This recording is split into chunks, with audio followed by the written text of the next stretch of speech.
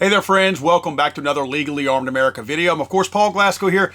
I got kind of a wild one today. Man, you know how sometimes you go down that rabbit hole on the internet. I know most of you guys have found yourself in that position where you start searching for something, and while you're digging for it, a bunch of other stuff comes up, and you're like looking at your main target, and you keep kind of looking over at what you ran across, and you realize that's actually a more interesting story than what I'm working on.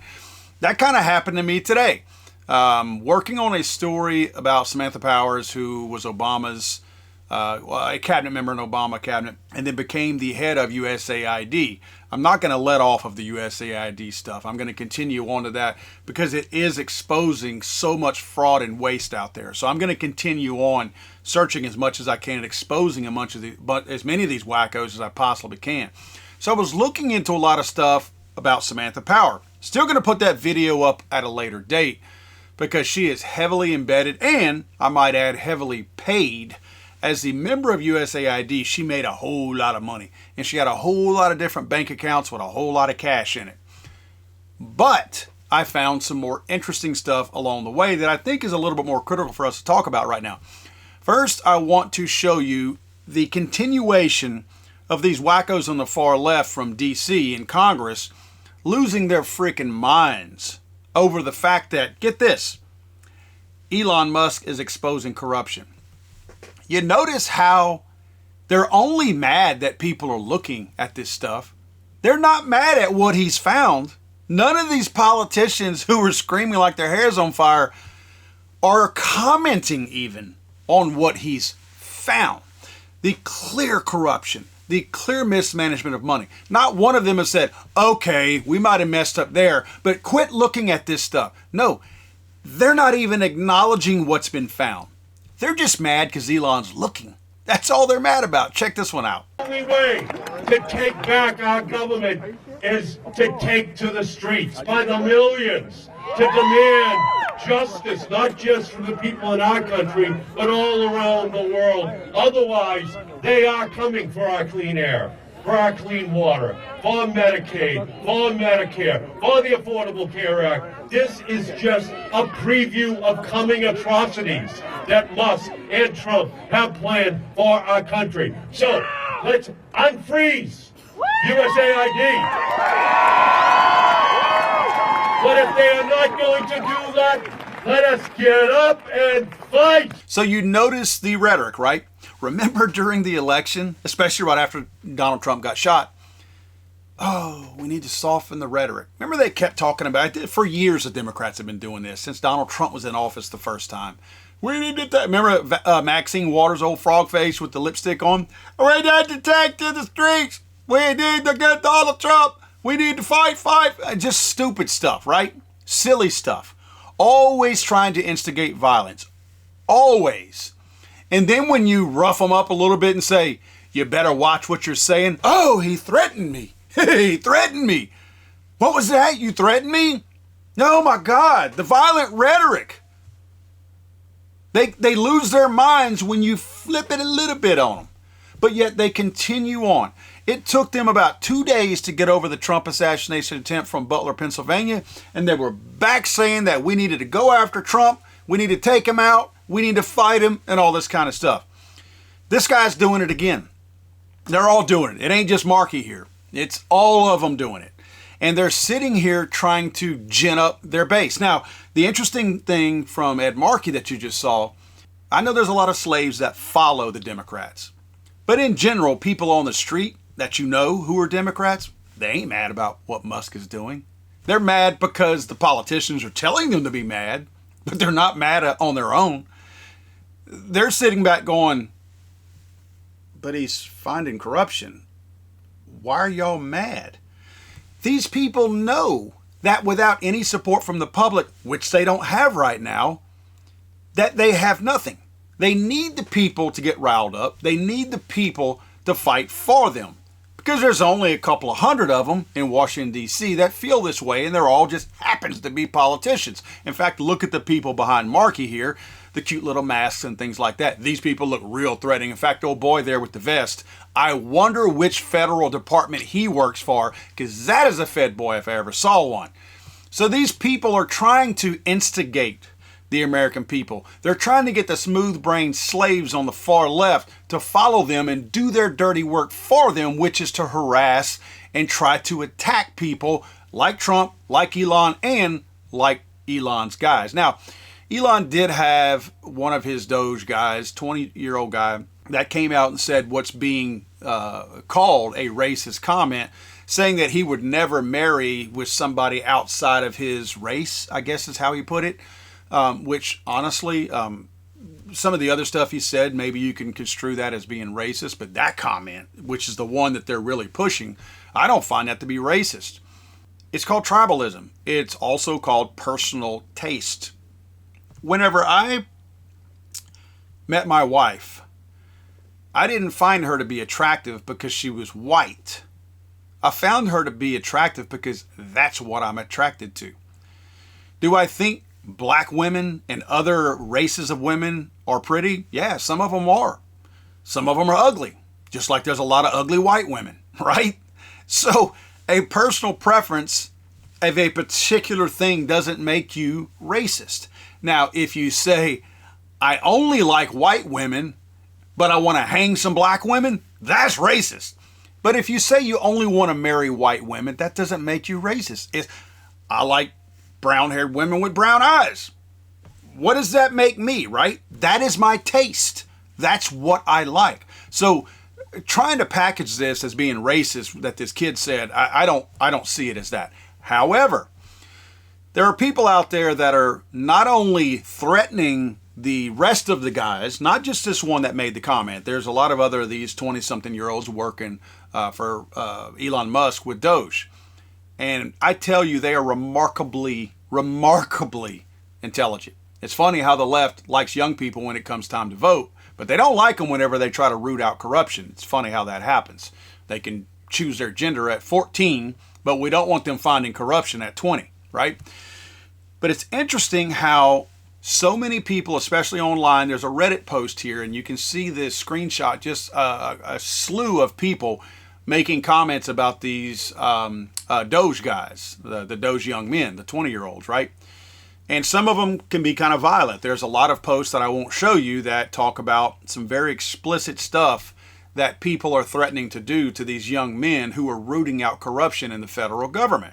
Well, one particular person who chose to take that road is a Catherine Long. Catherine Long wrote here, I linked Doge staffer Marco Elise, I guess is his name, to a deleted X account that it advocated repealing the Civil Rights Act, backed a eugenic immigration policy, that's her quotes right there, and wrote, you could not pay me to marry outside my ethnicity. That's the story of the guy I was just referring to. He just resigned. So she's patting herself on the back, saying that she's the one that outed this guy and she got this done, and she's mounting other attacks against these Doge workers, right? This is Catherine Long. This is the person who did it. Look right under her name, reporter at Wall Street Journal. This is her LinkedIn account, by the way. She went to Columbia University, graduate in the School of Journalism, big hippie college there. This is a little bit more from her LinkedIn account. Again, Columbia, Brown University, more liberal, left-leaning wackos. Eurasian Regional Language Program. Notice Iranian Persian languages. Boy, when you get into that, and you've already gone to these other universities like Columbia and Brown, then you go learn Persian languages, then you go to, I guess that's Bogazici University, intensive fall semester study of Turkish language and foreign and domestic policy. Oh, Catherine here is sounding more and more like a CIA plant to me. Everything I read on there points directly to her being part of the CIA. Now, to show you what kind of freeloader she is and how she does like to have her little tie to USAID, and I'm going to show you how she's tied to them here in a second, she also tweeted in 2024, a little over a year ago, while I was working as a USAID contractor, I applied to one for J School. I decided I wouldn't go unless they gave me enough aid that it was substantially free. They did. And it was worth it to get an internship that led to a job. So she's bragging about being a freeloader, not working, and getting free money while she was a contractor at USAID. Now, with that being said, let's go look at her work history. Again, pulling from her LinkedIn account of Catherine Long. Go down here, of course, you can see she's claiming she's an award-winning journalist. I'm sure they give away awards in journalism, quote unquote, like candy, like Skittles.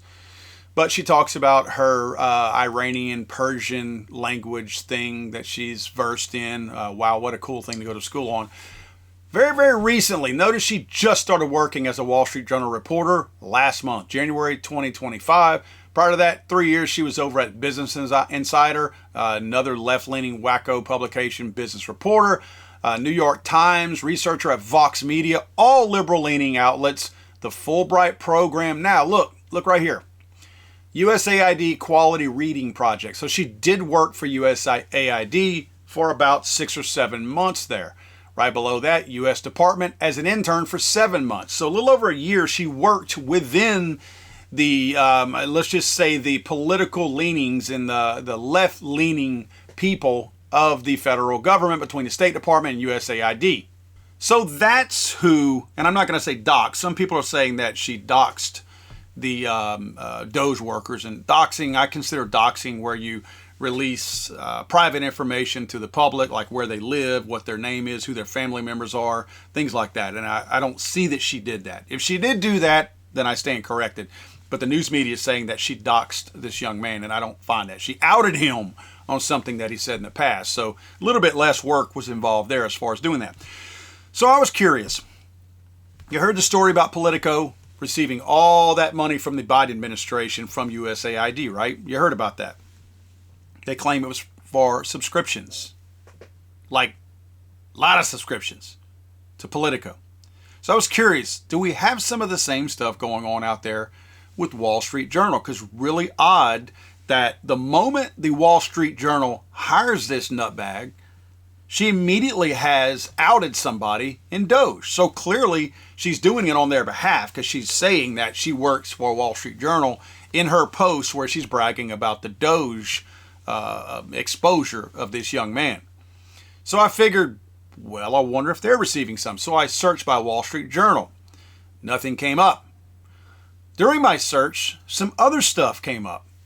Notice Dow Jones and Company Incorporated, and a lot of money that Dow Jones and Company Incorporated received from the federal government over the last year. This is just a 1-year snapshot of that money received.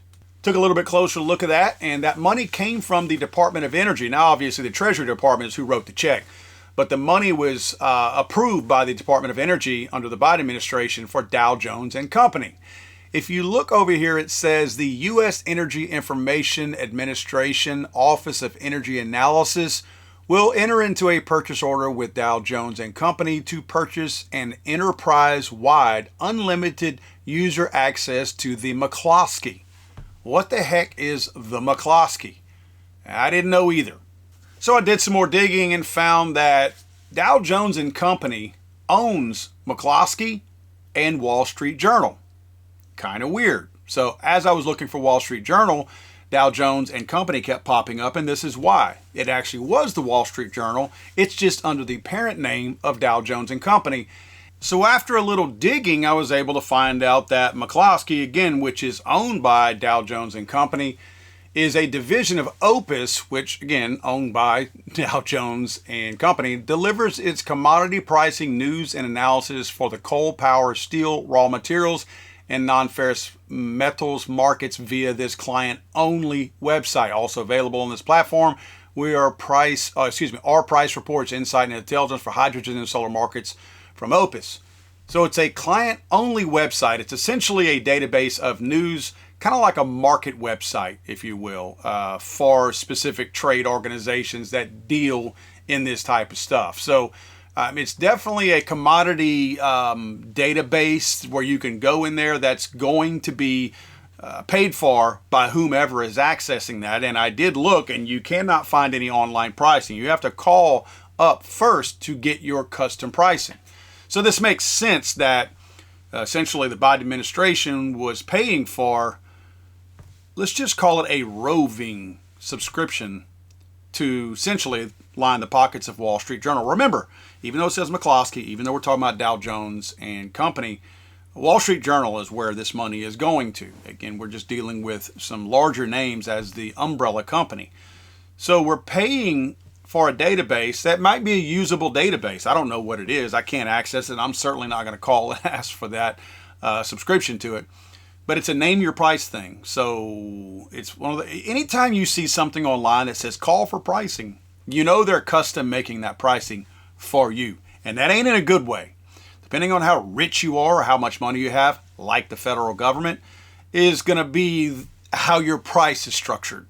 You're going to pay more if you have more money, less if you got less money. And then some of us probably can't even afford to buy a subscription at all.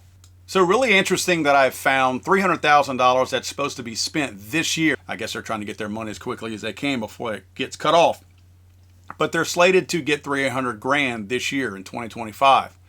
Now, the rest of the stuff that I showed you equals well over $1 million. There's actually over 100 entries from this database, which is tied to the Treasury Department, going out to Dow Jones and Company. So these people are going to be raking in well over $1 million in 2025 if Donald Trump and Musk don't put an end to it. So I know this is a lot. It seems like there's a lot of things going into a lot of different places. We've got the little rogue reporter, journalist, whomever, the hippie chick that speaks Persian. And then we've got this organization, Dow Jones, which essentially owns Wall Street Journal. But that's a lot going on. So I wanted to give you a visual. So I put this together so you'd better understand it and see where these lines are actually going to. White House requests payment. This is under the Biden administration that all this took place. Again, we're paying bills that Biden promised, or at least his handlers promised, to other people right now. So White House requests payment. The Treasury Department will then process the payment that the White House has requested. In this case, the Treasury Department has been sending millions of dollars to Dow Jones and Company. Most of these payments were earmarked as access to the McCloskey database that they have that I just discussed with you. Dow Jones and Company also owns the Wall Street Journal. Let's not forget that. That's probably the most important aspect to what I'm showing you. And then finally, Wall Street Journal hires career activists to attack Doge efforts. Remember, they hired her weeks ago, and they've already got her attacking the Doge efforts from the Wall Street Journal, representing the Wall Street Journal. Now, I know what you're wondering, because I'm not a very skilled person as far as laying things out, especially when it gets like this. I can process things in my own head, but I'm not always good at communicating them back. I showed you all that because there's something that I want to explain about the Wall Street Journal a little bit more in depth. Do you think they're friends with Donald Trump? Do you think they like Donald Trump? You do realize that Rupert Murdoch, who also owns Fox News, who I'm not a big fan of either, although they're certainly a lot better than these other wacko outlets out there. But yeah, it's weird how that works. I mean, you own essentially news agencies that are rival news agencies that go at each other in the news media and get pretty heated, ragging on each other's media organization, and essentially they're owned by some of the same people, in this case, Rupert Murdoch. The Wall Street Journal has not been kind to Donald Trump. It's not your imagination when you wonder how the media and everybody else has portrayed Donald Trump. And I think we all realize that. Notice that. If you look right here, here's a simple chart that will give you, look at the top area where Donald Trump is. News organizations that have an actual affiliation with news agencies were critical of Donald Trump 51% of the time, where people like me, online people who have no affiliation, were critical of Trump only 39% of the time. Look down at the bottom. Kamala Harris, these same news organizations were only critical of Kamala 35% of the time, and those of us were critical of Kamala 45% of the time. Now, look at the burgundy boxes. Donald Trump versus Kamala Harris. The news organizations were 51% critical of Trump and only 35% of Kamala, even though she was an idiot and couldn't string together a complete sentence without a bunch of flowery, dumb stuff that she repeated. That right there is a clear indication of where these candidates stood in the eyes of the mainstream or state-run media. Even though they ran an idiot against a guy that they didn't like, they still managed to have a 15% difference in negative reporting versus everybody else. I mean, they at a 51 to 35% level of negative, when your 35% is a complete moron. To me, that's very, very eye-opening. And the left knew they had a moron that they were running. So this isn't just me name-calling this idiot. They knew that Kamala Harris was an absolute idiot. In fact, a lot of publications came out and they were actually, they painted a much worse picture than what you just saw there. One organization said that 85% of the media was negative towards Trump. That's insane.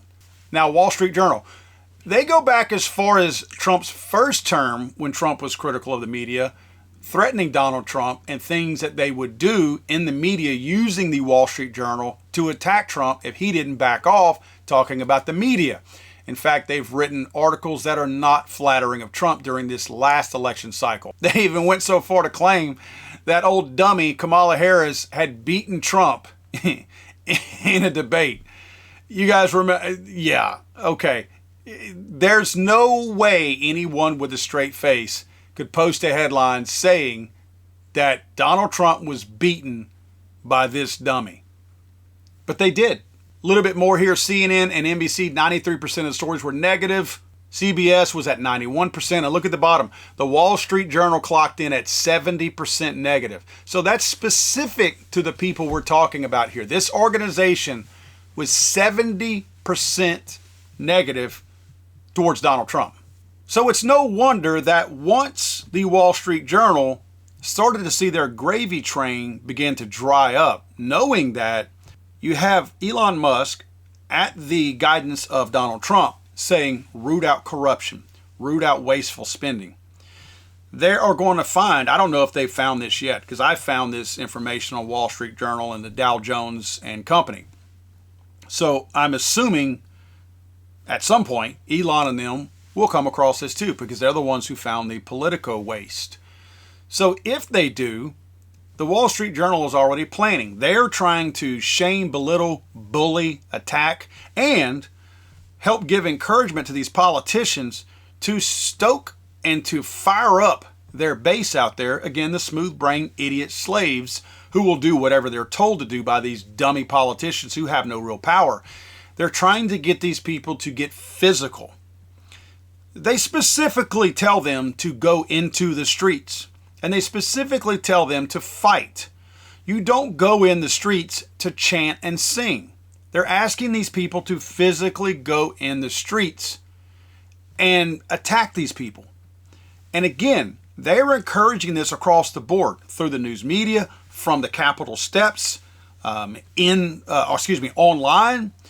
This is a concerted effort to attack these. These people are not safe. The Doge young men, Elon Musk, certainly not Donald Trump. This is more of the left pushing this, and it runs deep. And the reason why I wanted to put this particular illustration up, or this visual for you, is because if you're trying, I wanted to make this point that if you're trying to find something on somebody in these databases, which again are available to everybody, I'll post some links down below where you guys can go in there and peck away and try to find something as well. But when you go in there, you may get discouraged at first because you're going to run across things that seem to be a dead end. So if you're going to look for, in my case, the Wall Street Journal, maybe if you don't find the Wall Street Journal, you do what I did and you back out of that and you go hunt down who owns Wall Street Journal or what they're filing their taxes under. That might be a good way to find it also, because a lot of these tax forms are online. You can find what their business name is, what their operating name is.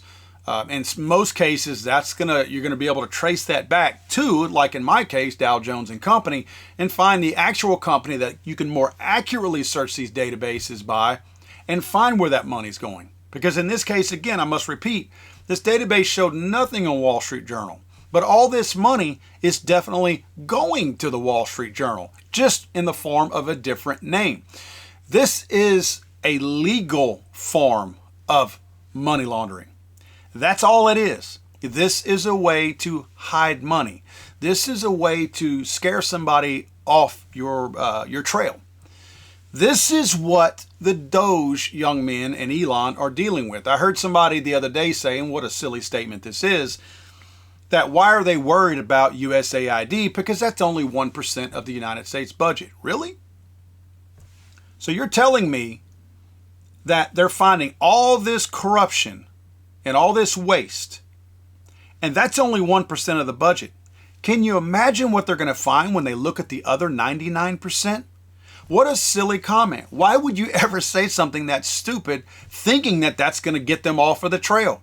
All you did was alert them to the rest of the fraud and the other 99% that's still remaining. And the reason why I believe that they're doing this with USAID is because it is the 1%. Because the big money is in Department of Defense and Medicare.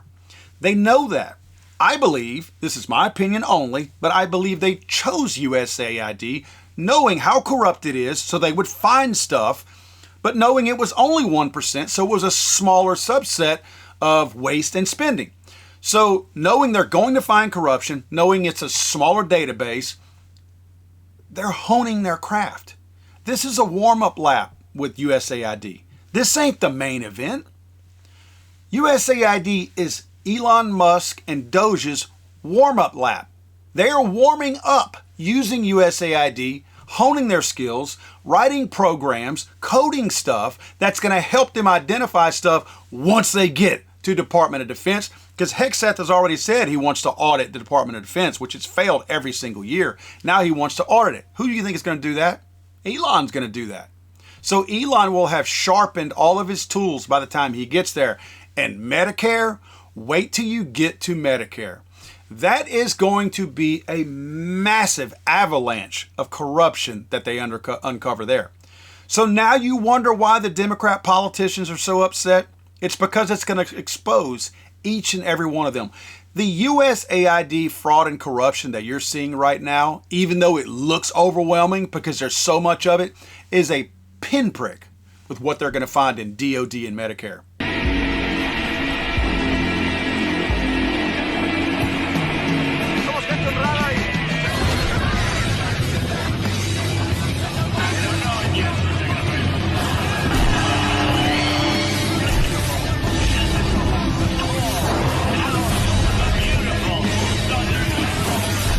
I'm sorry, I thought this was America.